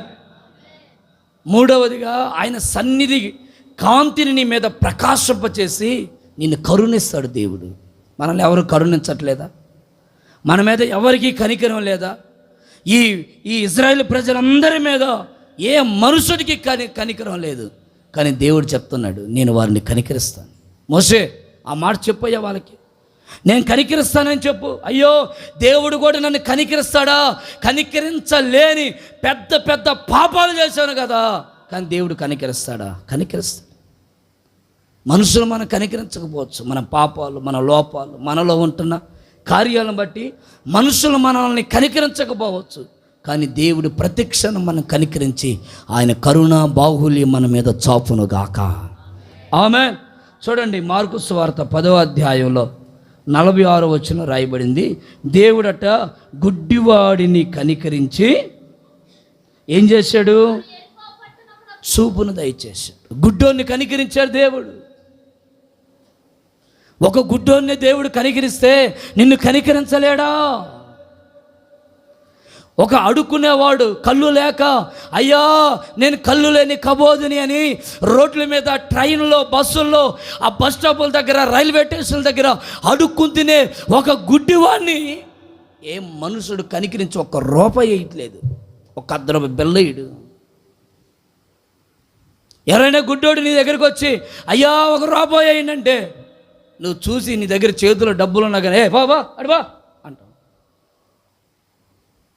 ఒక గుడ్డోనే మనం కనికరించలేం. కానీ బైబిల్ అంటుంది, యేసుప్రభు ఆ గుడ్డోడి దగ్గరికి వెళ్ళి వాడిని కనికరించి వాడికి చూపును దయచేశారట. చప్పలు కొట్టనే గట్టిగా గట్టిగా గట్టిగా గట్టిగా. హల్లెలూయా, హల్లెలూయా. దేవుడు కనికరించి ఎంత గొప్ప కార్యమైనా చేయగలిగినవాడు. అక్కడ బైబిల్లో కనాను స్త్రీ కుమార్తె బలహీనురాలుగా ఉంటే దేవుడు కనికరించాడని రాయబడింది. కనికరించి తన బిడ్డని బాగు చేశాడు. ఆయన కనికరం నీ మీద నా మీద లేకపోతే మనం ఎంత ఆరోగ్యంగా ఉండగలం, మనం ఏం సాధించగలం? ఆయన కనికరం ఉంటేనే ఏదైనా ఆరోగ్యమైన, క్షేమమైన, సంతోషమైన, అది ఏదైనా ఆయన కనికరం మన మీద ఉన్నంత కాలమే. ఆ కనికరాన్ని ఎందుకు వదులుకుంటున్నావు? ఈ మాసంలో అందుకే ప్రభు అంటున్నారు, నేను నా సన్నిధి కాంతిని వారి మీద ప్రకాశింపచేసి వారిని కనికరించడమే కాదట, నేను వారికి సమాధానము కలుగు చేస్తాను. ఆమేన్, ఆమేన్. కుటుంబంలో సమాధానం లేదా? కుటుంబంలో సంతోషం లేదా? కుటుంబంలో ఐక్యత లేదా? అయితే దేవుడి ఈ మాసంలో నీ కుటుంబంలో ఒక మంచి సమాధానం కలుగు చేయనుగాక. చెప్పండి గట్టిగా ఆమేన్, ఆమేన్, ఆమేన్, హల్లెలూయా. ఇంకొక మాట చదువుదాం బైబిల్లో నుంచి. 90వ కీర్తన 8వ వచనం. 90వ కీర్తన 8వ వచనం. నా దోషములను నీవు నీ ఎదుట నుండి నీ ముఖ కాంతిలో మా రహస్య పాపములు కనబడుచున్నవి. చూడండి, 4వదిగా ఆయన ముఖ కాంతిలో ఏముందంటే మన రహస్య పాపాలు కనబడుతూ ఉంటాయి. ఆయన ముఖ కాంతి నీ మీద పడిందనుకోండి, నీలో ఉంటున్న పాపం నిన్ను ఒప్పింపచేస్తుంది. ఆయన ముఖ కాంతి నీ మీద ప్రకాశించిందనుకోండి, నీలో ఉంటున్న లోట్లేంటో, నీలో ఉంటున్న లోపాలేంటనో దాన్ని సరిచేస్తుంది. Praise the Lord, praise the Lord. చేతులెత్తి శబ్దం గట్టిగా హల్లెలూయా, హల్లెలూయా. రహస్య పాపాలు. ఈరోజున ఎంతోమంది రహస్యంగా పాపాల్లో పడిపోతున్నారు. రహస్య పాపాలు అంటారు వాటిని. రహస్య పాపాలంటే బయట వాళ్ళకి, పక్కన వాళ్ళకి తెలియకుండా చేసేదాన్ని రహస్య పాపాలు అంటారు. అంటే ఇప్పుడు నా ఇంట్లో ఉన్న నా భార్యకి కూడా తెలియకుండా చేస్తున్నామంటే దాన్ని రహస్య పాపం అంటారు. వాక్యం అంటుంది, నీ రహస్య పాపాలన్నీ దేవుని ముఖ కాంతిని మీద ప్రకాశించినప్పుడు అది బయలుపరచబడుతుంది. ఆయన ముఖ కాంతి మన మీదకి వచ్చిందనుకోండి, మనం ఏం తప్పు చేస్తున్నామో, మన లోపం ఏంటో, మనం ఎలాగుంటున్నామో మన సరి చేస్తుంది. అప్పుడు మనం ఒప్పుకొని ప్రభువా నన్ను క్షమించయ్యా, నన్ను శుద్ధి చెయ్యయ్యా, నా అపవిత్రతను పోగొట్టయ్యా అని నువ్వు కన్నీరుతో ప్రార్థన చేసుకుంటే నిశ్చయముగా నీ రహస్య పాపాలన్నీ తుడిచివేయబడును గాక. ఇర్మీయా ప్రవచన గ్రంథంలో భక్తుడు ఒక మంచి మాట రాస్తాడు, 23-24. ఇర్మీయా ప్రవచన గ్రంథం 23వ అధ్యాయం 24వ. ఒకసారి ఆ మాటను అందరూ తీయండి. ఇర్మీయా ప్రవచన గ్రంథం 23వ అధ్యాయం 24వ వచనాన్ని చదువుతున్నారు. ఒకసారి మనందరం చూద్దాం. యెహోవా సెలవిచ్చిన మాట ఏదనగా, నాకు కనబడకుండా రహస్య స్థలములలో దాగగలిగిన వాడు ఎవడైనా కలడా. బా, ఎంత అద్భుతమైన మాట అండి అది. నాకు కనబడకుండా ఎవడైనా దాక్కోగలడా? కొంతమంది సాటుకి వెళ్ళి పాపాలు చేస్తారు. ఏమండి, మత్తు పదార్థాలు, వ్యర్థమైనటువంటి పాపం, వ్యర్థమైన మాటలు. ఇదిగో ఈ మనిషి వినకూడదు, నా పక్కన ఉన్న వాళ్ళు వినకూడదు, నా ఇంటోళ్ళు వినకూడదు అని మనం సాటుకి వెళ్ళి మాట్లాడుతాం. సాటుకి వెళ్ళి సిగరెట్లు తాగుతారు, సాటుకి వెళ్ళి మందు తాగుతూ ఉంటారు. మనుషులు కనబడకుండా దాక్కుంటున్నావు, కానీ దేవుడు కనబడకుండా నువ్వు ఉంటావా? ఇర్మీయా ప్రవక్త అదే అంటారు. ఏమని? రహస్య స్థలములలో దాగగలిగిన వాడు ఎవడైనా ఉన్నాడా? నాకు తెలియకుండా ఎవరైనా దాక్కోగలరా? నీ ఇంట్లో నీ భర్త, నీ భార్య, నీ పిల్లలు, నీ తల్లిదండ్రులు, నీ బంధువులు, నీ సేవకులు, నీ విశ్వాసులు కళ్ళును ముయ్యచ్చు, కానీ దేవుడి కళ్ళును ముయ్యలేవు కదా. నీ చూపు ఎలా ఉందో, నీ ఆలోచన ఎలా ఉందో, నీ క్రియలు ఎలా ఉన్నాయో, నీ పద్ధతి ఎలా ఉందో, నీ నడవడిక ఎలా ఉందో, నీ వస్త్రధారణ ఎలా ఉంటుందో, నువ్వు ఏం తింటున్నావో, ఏం తాగుతున్నావో, ఎవరితో ఏ మాట ఉచ్చరిస్తున్నావో, ఏ మాట ఉచ్చరించట్లేదో సమస్తం దేవుడికి తెలియదా? తెలుసు. ఆయనకి మరుగై ఉన్నది ఏమన్నది? ఏమీ లేదండి, ఏమీ లేదు. భూమి ఆకాశములంతటా నేను ఉన్నవాడిని కాదా? ఆయన సమస్తము సర్వము ఉన్న దేవుడు.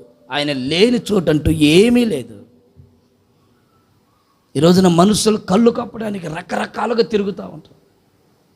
అబ్బా, పాస్టర్ గారిని నమ్మించాలరా బాగా, మా అమ్మని బాగా నమ్మించాలరా, మా అక్కని బాగా నమ్మించాలా, మా చెల్లిని బాగా నమ్మించాలా, మా అమ్మని బాగా నమ్మించాలా, మా తాతని, మా జేజిని, మా ముత్తాతలను బాగా నమ్మించాలా. ఎంతమందిని నువ్వు నమ్మించి మోసంలో పడిపోతే నీ జీవితం అపవిత్రం అవ్వట్లేదా? ఎంతమందిని నమ్మించి మోసం చేసి వాళ్ళ కళ్ళు కప్పి రహస్యముగా పాపాలు చేస్తావు. లోపల పైకి బాగానే నవ్వుతున్నట్టు, మాట్లాడుతున్నట్లు, సంతోషంగా కనబడుతున్నట్లుగా, అందరితో ఉన్నట్లుగా కనబడుతాం, కానీ ఒక్క క్షణంలో రెప్పబాట్లు మిస్ అయిపోతూ ఉంటారు. ఆ రెప్పబాట్లు ఎక్కడికి వెళ్ళారో ఎవరికి తెలియదు, వాడికి మాత్రమే తెలుసు, ఆ వ్యక్తికి తెలుసు. వాడు ఏం చేస్తున్నాడు అని అనుకుంటాడు. 2 నిమిషాల మాటల ఆ గారెడితో అసలు నేను నన్ను అనుమానిస్తున్నావా? రకరకాలుగా నీ నోటి మాటతో నువ్వు ఎదుటి వ్యక్తికి సమాధానం చెప్పడానికి, నీ పాపాన్ని ఒప్పుకొని ఒకవేళ ఎంత కఠినంగా అయినా నువ్వు మాట్లాడుకోవచ్చు, కానీ దేవుని మభ్య పెట్టలేవు కదా. మనుషులను మభ్య పెట్టచ్చు, కానీ దేవుని పెట్టలేం కదా. దేవుని మభ్య పెట్టే మార్గం ఏమైనా ఉంటే చెప్పండి నాకు కూడా. మరి ఆయన ఏమీ మభ్య పెట్టలేం కదా. ప్రతి స్థలములో రాగలిగిన దేవుడు ఆయన. స్తోత్రం చెప్పండి. హల్లెలూయా. ఆదామట పాపం చేసి పరిగెత్తుకుంటూ పోయి ఆ ఆకుల చాటును దాంకున్నాడట. నేను చేసిన తప్పు దేవుడికి తెలియదులే. ఆదాం ఏంది కనబడలేదురా, ముందుకురా. ఆదాం పోయి ఆ చెట్ల చాటును దాంకున్నాడు. దేవుడికి తెలియదు ఆదాము తప్పు చేశాడని? తెలుసు. ఒప్పుకుంటే క్షమిద్దామని ఆయన ఆలోచన. తప్పు అయిపోయిందయ్యా, నేను నీచమైన పని చేశాను, నువ్వు నాకు సాటైన సహకరించవే, ఆ మాటలు విని నేను ఆ పండు తిన్నాను, దయచేసి నన్ను క్షమించయ్యా, నేను అపవిత్రంలో పడిపోయినయ్యా, అయ్యా నీకు మరుగైనది ఏది లేదు కదయ్యా, నన్ను క్షమించని ఒక్క మాట అడుగుంటే అప్పుడే దేవుని కటాక్షం ఆయన మీదకి వచ్చేదేమో. ఆయన అనుకున్నాడు నేను చేసిన తప్పు, ఆయనకేం తెలుసు, నేను దాటున ఆ ఆకులు సాటుకు పోయి దాంకొని చెప్తున్నాడు. ఆదాం ఇంత పెద్ద తోటని నీకు అప్పగిస్తే ఎందుకు నా కళ్ళను కప్పాలని చూస్తున్నావు? ఏమండి, ఎంతమంది మన ఇళ్ళలో ఉంటామా, ఎంతమంది కుటుంబాల్లో అయినా మనం కళ్ళు కప్పి తిరుగుతూ ఉంటారు పిల్లలు. అయినా కానీ ఇంతమంది సంఘం అంటామా? ఈ సంఘంలో మనం ఎంతమంది ఉన్నా మన కళ్ళు కప్పి తిరిగే వాళ్ళు లేరా సమాజంలో, సంఘంలో? అగా వాక్యం విను. ఎంతగా వాక్యం ఎన్ని సంవత్సరాల నుంచి చెప్తున్నా, ఎన్ని రోజుల నుంచి చెప్తున్నా, ఎంత వాక్యము నిన్ను దర్శిస్తున్నా, ఇది నాకు కాదులే, ఇది ఎవరికోలే అని మరలా బయటికి వెళ్ళిన వెంటనే నీ రహస్య పాపంలో నువ్వు పడిపోవట్లేదా? ఎలా తీసుకుంటున్నావు బల్లారాధన? ఒక శుద్ధి లేదు, ఒక పరిశుద్ధత లేదు, ఆయన శరీరం గురించిన అవగాహన లేదు, రక్తం గురించిన ఏందో. మళ్ళీ బల్లారాధనలో పాలు పొందకపోతే మళ్ళీ పిస్టేజ్ వచ్చింది అన్నట్లుగా బల్లారాధనలో పాలు పొందుతున్నవే తప్ప ఒక పాప క్షమాపణ నిమిత్తమైన ఒక ఒప్పుకోలు నీ జీవితంలో కలుగుతుందా? ఒక మంచి ప్రవర్తన, అయ్యా నన్ను క్షమించయ్యా, నేను నా నోటి మాటతో. చూడండి, మనము దేవుని సన్నిధిలో ఒక దశమ భాగం నమ్మకంగా ఈగిపోతేనే బల్లారాధన తీసుకోకూడదు. నీ కష్టాజీతంలో నువ్వు నమ్మకంగా ఆ 10వ వంతు నమ్మకంగా లేకపోతుంటే నువ్వు ఎలా నమ్మకస్తుడిగా మార్చబడుతావు దేవుని సన్నిధిలో? కొన్ని సంవత్సరాల నుంచి నేను చూస్తానా, ఎన్ని సంవత్సరాలు చూసినా వాళ్ళు 600 ఆ 110 రూపాయలే. మరి అదేమన్నా మృక్కుబడి కానుక ఏమో తెలియదు, ఆ 111 రూపాయలే వేస్తూ ఉంటుంది ఒక తల్లి. 111 రాసి పెట్టుద్ది పేపర్లు, 111. మరి ఆమె ఎక్కడ నేర్చుకుందో ఏమో ఈ 111లో. ఒక ఆమె 11 రూపాయలు వేసిద్ది, 11 రూపాయలు మొక్కుబడేది. ఎన్ని సంవత్సరాలైనా ఒక కానుక మారుద్దా? మారదు. నీ మొక్కుబడిలోనే ఒక సరైన అవగాహనతో నువ్వు బల్లారాధన తీసుకోలేకపోతే నువ్వు ఎలా ప్రభు రాజ్యానికి వెళ్తావు? నువ్వు నీ రాబడి అంతటిలో నమ్మకంగా దేవుని సన్నిధిలో చెల్లించిన తర్వాత అప్పుడు నువ్వు బల్లారాధనలో పొందాలా? ఎన్ని నెలలు అయిపోతుంది, ఎన్ని మాసాలు అయిపోతున్నాయి, ఎన్ని సంవత్సరాలు అయిపోయింది. నమ్మకంగా నీ కష్టాజీతంలో నుండి దేవునికి ఇచ్చి, పాస్టర్ గారు నా దగ్గర లేవండి, నా దగ్గర ఉండవండి, నా దగ్గర కలగవండి, నేను ఉంటే ఎంతైనా చేస్తానండి, ఒత్త బురిడి మాటలు తప్ప ఏ రోజైనా దేవుని సన్నిధిలో నమ్మకంగా చేయగలిగావా? పనికిమాలిన విషయాలకి, ఒత్త వ్యవహారాలకి, వ్యర్థమైన వాటికి ఏవండి అప్పు చేసైనా కడతా ఉంటావే. దేవుని సన్నిధిలో నమ్మకంగా, అయ్యా నేను బల్లారాధనలు తీసుకుంటున్నాను, ఇది నా కష్టాజితం అయ్యా, ఇదిగో దేవుని సన్నిధిలో ఇది నా జీతం అయ్యా, ఇది నా కానుకయ్యా. ఏమండి, కొంతమంది ఎన్ని సంవత్సరాలు చూసినా ఆ 1000 రూపాయలు ఇచ్చేవాళ్ళు దాన్ని మానరు, 500 ఇచ్చేవాళ్ళు దాన్ని మానరు, 200 ఇచ్చేవాళ్ళు దాన్ని మానరు, 100 రూపాయలు ఇచ్చేవాళ్ళు దాన్ని మానరు. ఇక ఇంకా రకరకాలుగా కొంచెం కానుక 2000 ఇచ్చారనుకోండి, ఇక దాన్ని మానరు. ఇక అదే కంటిన్యూ చేసుకుంటా సంవత్సరాలు. నువ్వు సంపాదించట్లేదా? నేనేమో ఇక్కడ గుండెలు బాదుకొని ఏడుస్తూ ఉంటే, అయ్యా వీళ్ళ కష్టాజితం అభివృద్ధిలోకి రావాలా, వీరు ఆశీర్వదించబడాలి, వీరి చేతుల కష్టాజితం అభివృద్ధిలోకి రావాలని ఎంత ప్రార్థన చేస్తున్నా వీరి కష్టాజితంలో ఫలం కనపడట్లేదే. నీ ఫలం కనపడింది, నీ కష్టాజితం ఎలా అభివృద్ధిలోకి వస్తుంది? అది అభివృద్ధిలోకి వస్తుంది. మన దేవునికి ఇచ్చేది కొంచెం, కానీ మనం సంపాదించేది ఎక్కువ అని నీ మనస్సాక్షికి తెలుసు. కానీ నువ్వు దాన్ని అనుభవించలేకపోవడానికి కారణం ఏంటో కూడా నీకు అర్థం అవ్వాలి కదా. ఎందుకు కడుపు నిండా తినలేకపోతున్నావో అది నీకు అర్థం అవ్వాలి కదా. అది అర్థం కాకుండానే భక్తి చేస్తున్నామండి మనం. రహస్య పాప. జక్కయ్య గురించి ఒక మాట చదవండి. లూకా సువార్త 19వ అధ్యాయం 7వ వచనం. 19:7 లూకా సువార్త. అందరూ అది చూచి ఈయన పాపి అయిన మనుషుని యొద్ద బస చేయ వెళ్ళనని చాలామంది సనుక్కుంటూ ఉన్నారు. జక్కయ్య నిలబడి, ఇదిగో ప్రభువా, నా ఆస్తిలో సగం బీదలకి ఇచ్చేస్తానయ్యా. నీవు ఎవరి వద్ద అన్యాయముగా నేను తీసుకొని ఉన్నానో 4 గంటలు ఇస్తానయ్యా. అయ్యా, నీ ముఖ కాంతి నా మీద పడకముందు వడ్డీ వ్యాపారం చేశానయ్యా నేను. నీ ముఖ కాంతి నా మీద, నీ స్వారూప్యం నాకు తగలనంత వరకు, నీ సన్నిధికి నేను రానంత వరకు వడ్డీ వ్యాపారం చేసి 4 గంటలకు సంపాదించానయ్యా డబ్బుని. ఎంత గుల్లగుల్లగా సంపాదించాను, ఎంత సంపాదించాను నాకు తెలుసు. ఊరిలో ఉన్న వాళ్ళందరికీ ఒక నానుడైపోయింది. వాడ జక్కయ్య వాడు పన్ను వసూలు చేసేవాడు కదరా.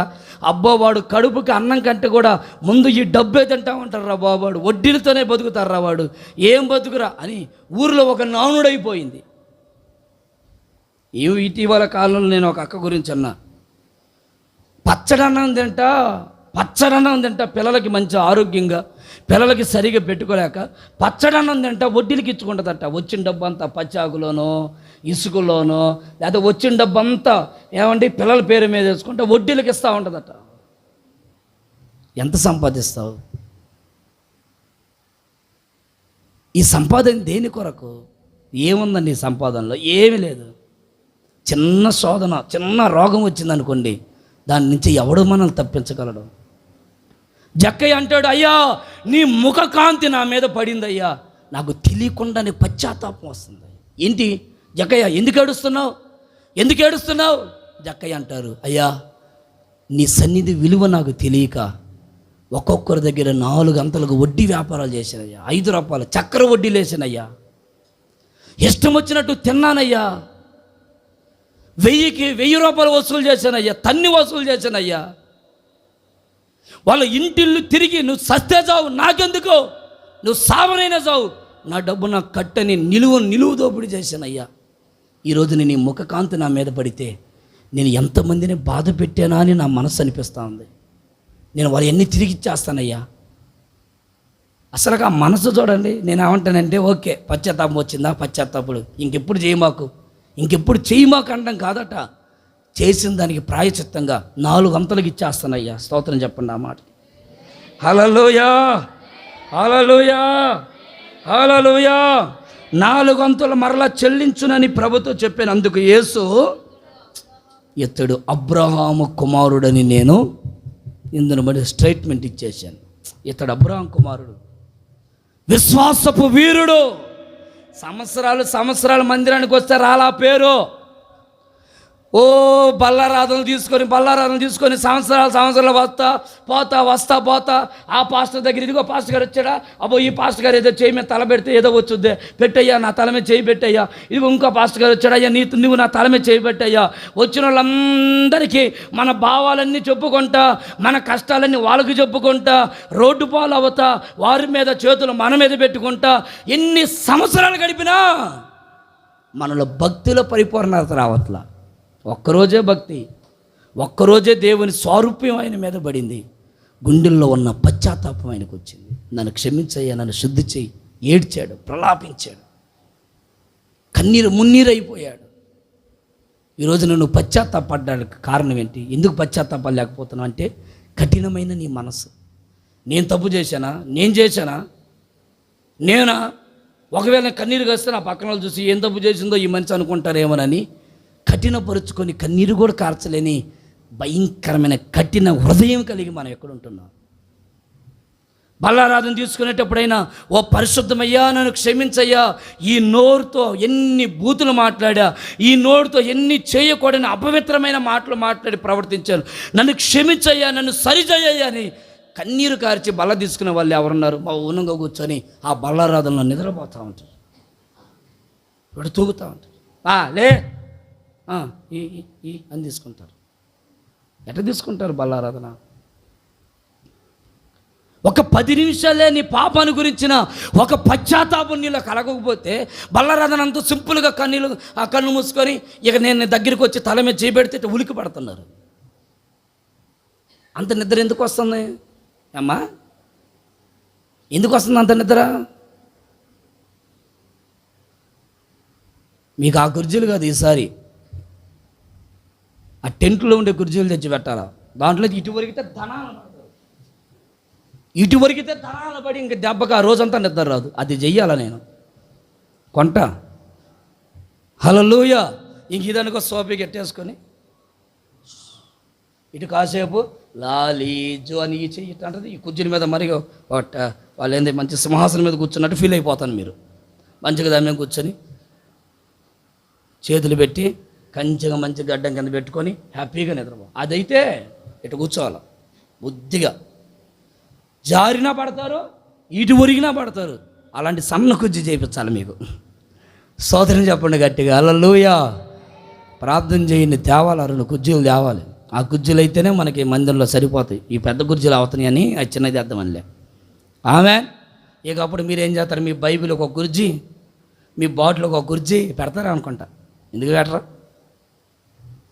ఈ జక్కయ్య గురించి బైబిల్ ఏమంటుందంటే, అయ్యో నన్ను శుద్ధి చెయ్యయ్యా, ఈ రహస్య పాపాల్లో నుండి నన్ను విడిపించయ్యని గుండెలు బాదుకొని ఏడుస్తాను. ఎవరు చెప్పాడు? ఏ జక్కయ్య, నువ్వు తప్పు చేసావు, నువ్వు పాపం చేసావు, ఎవరైనా అన్నారా జక్కయ్యని బైబిల్లో? మీరు చూడండి ఆ మాటలు ఒకసారి బైబిల్లో చదవమ్మా. ఆ మాట ఏమన్నా ఉందా? యేసు ప్రభు జక్కయ్య నువ్వు పాపం చేసావు ఒప్పుకో అన్నాడా? నేను మిమ్మల్ని ఒప్పుకోమన్నా మీరు ఒప్పుకోవట్లేదు. దావీదు సౌలు చెప్పకముందే పశ్చాత్తాపడి జక్కయ్య ఒప్పుకొని పశ్చాత్తాపడి కన్నీరు గార్చి క్షమాపణ పొంది అబ్రహాము కుమారుల్లో చేర్చబడ్డాడు. స్తోత్రం, స్తోత్రం. యేస్కేలు ప్రవచన గ్రంథంలో రాయబడింది. ఇశ్రాయేలు పెద్దలు కొంతమంది ఉన్నారట. చదువమ్మా మాటని. యేస్కేలు ప్రవచన గ్రంథం ముగిచ్చేస్తాను. 8వ అధ్యాయం 12వ వచనం. అప్పుడు ఆయన నాకు సెలవిచ్చినదేమనగా, నరపుత్రుడా, యెహోవా మమ్మును కానక ఉండును, యెహోవా దేశమును విసర్జించను అని అనుకొని ఇజ్రాయేల్ పెద్దలు చీకటిలో తమ విగ్రహపు గదులలో వారిలో ప్రతివాడు చేయదానిని. పెద్దలు ఏం చేస్తున్నారంటే చూడగోడిని చూస్తూ ఉన్నారు. దేవుడు వదిలిపెట్టేసేలే మమ్మల్ని, ఏం పోతాంలే చర్చికి, పాస్టర్ గారు పెద్దగా మనల్ని ఏం పట్టించుకోవట్లేదులే, పలానా విశ్వాసం మనల్ని పట్టించుకోలేని లెక్క లేకుండా అయిపోతుందట పాపం. దేవుడు వాడికి కొంచెం దూరముగా ఉంటే దేవుడు ఇంకేమన్నా లే, ఆయన మనకు దూరం అయిపోయాలని లెక్కకు మించిపోయినాయట పాపాలు. ఈరోజున భయం లేకుండా అయిపోయింది విశ్వాసులకు కూడా. ఏమంటే ఒక హెచ్చరింపు, లేకపోతే పాస్టర్ గారు కానీ కొంచెం దూరంగా ఉన్నాడు అనుకోండి, విశ్వాసులు కొంచెం దూరంగా ఉన్నారు, బరితెక్కిచ్చేస్తున్నారు పాపం. రోడ్ల మీద గ్రామంలో ఒక విలువ లేకుండా అయిపోతుంది. గుంపులు గుంపులుగా మాట్లాడుకుంటున్నారు. ఏముందిరా బాబు, ఈ అమ్మాయి ఇంతేలే, ఈ అన్న ఇంతేలే, ఈ అక్క ఇంతేలే. ఇక్కడ రాయబడింది,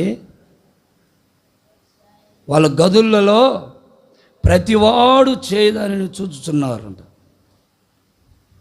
నీవు ఈ తట్టు తిరుగుము, వీటిని మించిన హేయ కృత్యములు వారు చేయుట చూద్దామని. అయ్యా అదేముంది కానీ ఇంకొద్ది ఇటు తిరుగు, వాళ్ళు ఇంకెంత ఘోరమైన చేస్తున్నారు. ఇంకా ఘోరమైన చేసేవాళ్ళు ఉన్నారు, ఘోరమైన చేసేవాళ్ళు కనబడుతున్నారు. వాళ్ళతో నీకు పోటీ కాదు కదా. నీ భక్తి వేరు, నీ జీవితం వేరు, నీ ప్రత్యేకత అనుభవం వేరు. నువ్వు దేవుని సన్నిధికి రావడం అనేది అది గొప్ప ఆశీర్వాదం. ఆయన సన్నిధిలో మనం ఉండడం అనేది ఇది గొప్ప దీవెన. నీకు వారికి ఒక ప్రత్యేకత కనపడాలి. దేవుని ముఖకాంతి నీ మీద పడినప్పుడు నీ రహస్య పాపం నిన్ను ఒప్పింపచేస్తాయి. ఒప్పుకో. ఏమన్నా దేవుని సన్నిధిలో పాపం చేశామా, వాటిని సరి చేసుకుని ఒప్పుకో. నన్ను క్షమించయ్యా, ఇక నేను ఎప్పుడు చేయరయ్యాను, నన్ను సరిదిద్దయ్యా అని ప్రార్థన చేసుకో. శుద్ధీకరణ కూడికలు 3 పూటలు పెట్టేది ఎందుకు? పని బాట లేక కాదు. మీరు ఇళ్ళలో టీవీలు పెట్టుకొని ఇళ్ళలో ఉండి ఇళ్ళలో కూర్చుంటారని కాదు. 3 పూటలు ఉపవాస ప్రార్థన పెడుతుంది. శుద్ధీకరణ కూడికలు పెట్టేది ఎందుకంటే ఇళ్ళలో కూర్చోడానికి కాదు, మాకేదో ఎక్కువై కాదు. 3 పూటల ఒక్క పూట అయినా నీ జీవితాన్ని పరిశుద్ధపరుచుకుంటావని, నీ బ్రతుకుని బల్లారాధన తీసుకుంటున్నావు కదా, ఒక్క పూట అయినా వచ్చి శుద్ధి చేసుకుంటావని. నువ్వేదో కలెక్టర్ అని కాదు, ఆదివారమే వచ్చి పుచ్చుకొని పోవటానికి. శుద్ధీకరణ కూడికలకు రాలేకపోతున్నావంటే, దేవుని సన్నిధిలో శుద్ధీకరణ కూడటానికి కూడా రాలేకపోతున్నావంటే, ఇక నీ పాపాలు నీ జీవితంలో నువ్వు ఎంత అధిగమించిపోతున్నావో. మాకు ఎక్కువయ్యే కొలది ఇంకా శోధన, ఎక్కువ కీడు మన మీదకి వస్తుందని రాయబడింది. మనం చేసే కొలది ఏం కాదని అనుకుంటే ఎక్కువ కీడు మన మీదకి వస్తుంది. అంత కీడు మన మీదకి రాకుండా ఆ రహస్య పాపాలన్నిటిని ఒప్పుకొని మనందరం ఆయన సన్నిధిలో ఒక మంచి మనస్సాక్షితో పరిశుద్ధపరుచుకుందుమగాక. చెప్పండి ఆమేన్, గట్టిగా ఆమేన్, ఆమేన్, ఆమేన్. నమ్మకంగా ఉండు, బల్లారాధనలో నమ్మకంగా ఉండు. ఆయన ముఖకాంతిని మీద పడితే 5వదిగా వారికి రెఫరెన్స్ రాసుకోండి. దావీదు రాసిన కీర్తన 44:3. ఆయన ముఖకాంతి నీ మీద పడితే నీకు విజయం కలుగుతుందట. విజయం. ఈ మాసంలో దేవుడు నీకు విజయం కలుగు చేయనుగాక. హిజ్కియాకి దేవుడు విజయం కలుగు చేశాడు, దేవుడు తోడుగా ఉండి. యెహోషువకి దేవుడు తోడుగా ఉండి విజయం కలుగు చేశాడు. ఈ మాసంలో ఆయన ముఖకాంతి నీ మీద పడితే ఆ ముఖకాంతిలో వల్ల కలిగే ప్రయోజనం నీకు విజయం కలుగునుగాక. నీకు విజయం కలుగునుగాక.